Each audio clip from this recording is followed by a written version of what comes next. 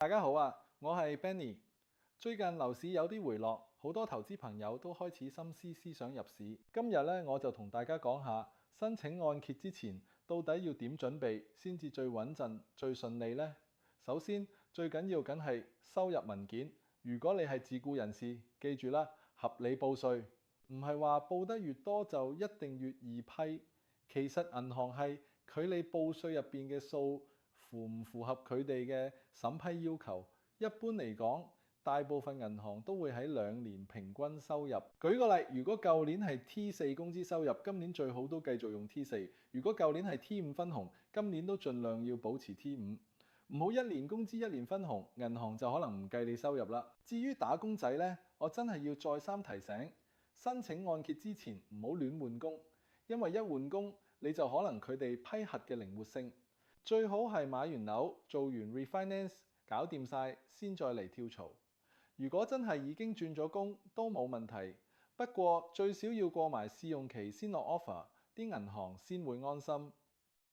另一個大重點就係首期。好多朋友會問啊，我父母俾錢我得唔得？真係有啲銀行唔計你嘅父母贈與俾你嘅錢，佢哋要求你嚟首期要嚟自你自己收入累積。銀行仲會查你1至3個月流水，如果突然有大額入閘，就要交代清楚來源。所以最穩陣方法就係首期越早到位越好，記得問清楚啊！買樓之前自己都可以查一查信用報告，要確認姓名同基本資料啱唔啱。有啲奇怪嘅債務唔係你哋，如果發現有問題，記住快啲去修正啦，唔好等到銀行發現你先去修正，到時咁就頭痕啦。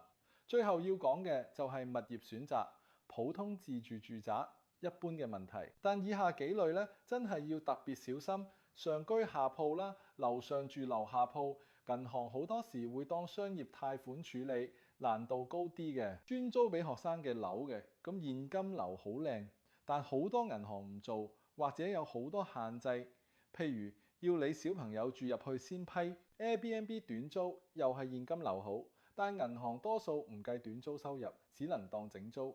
所以話買呢啲特殊物業之前，最好問清楚按揭顧問，唔好盲目落 offer。總括嚟講，申請按揭之前，準備好收入、工作、首期、信用同物業選擇，就可以大大提高成功率。如果你覺得呢條片有幫到你，記得 like、share 同埋訂閱我嘅頻道啦。我係 Benny，下次再同你哋分享更多按揭貼士。